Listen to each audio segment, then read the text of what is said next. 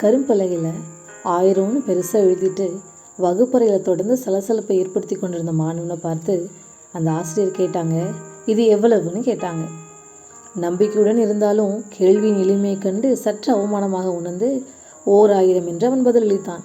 இப்போது ஆசிரியர் கூடுதலாக ஒரு சுழி அந்த எண்ணின் வலப்பக்கம் எழுதி இப்போ என்னன்னு கேட்டாங்க. உடனே அந்த சிறுவன் 10,000ன்னு உடனே பதில் சொல்லிட்டான்.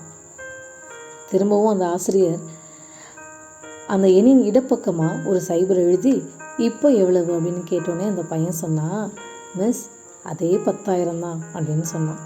உடனே ஆசிரியர் மேலே அவனை கண் சிமிட்டி புன்னகைத்து கொண்டே பார்த்து, பாத்தியா தம்பி, முக்கியத்துவமற்ற எண் ஒரு முக்கியம் வாய்ந்த எண்ணை பின்தொடர்ந்து செல்லும்போது தான் அதோட மதிப்பு உயருது. அதே எண் அந்த முக்கியத்துவம் வாய்ந்த எண்ணிற்கு முன்னால் செல்ல முயற்சிக்கும் போது அந்த மதிப்பு ஒன்றும் இல்லாமல் போகுது. இது போல தான் ஆசிரியராகிய எனக்கும் மாணவராகிய உங்களுக்கும் இடையே உள்ள உறவு. ஒரு மாணவன் தன் ஆசிரியர் பின்தொடர்ந்து சென்றால் அவனது மதிப்பு எதிர்பார்க்காத அளவுக்கு பெருசாக இருக்கும். அதை எதிர்மாறாக அமைந்தால் என்ன நிகழும் என்பதை நீ பார்த்தியா? இது வகுப்பறை விதி மட்டுமல்ல, வாழ்க்கையின் விதிமுறையும் கூட.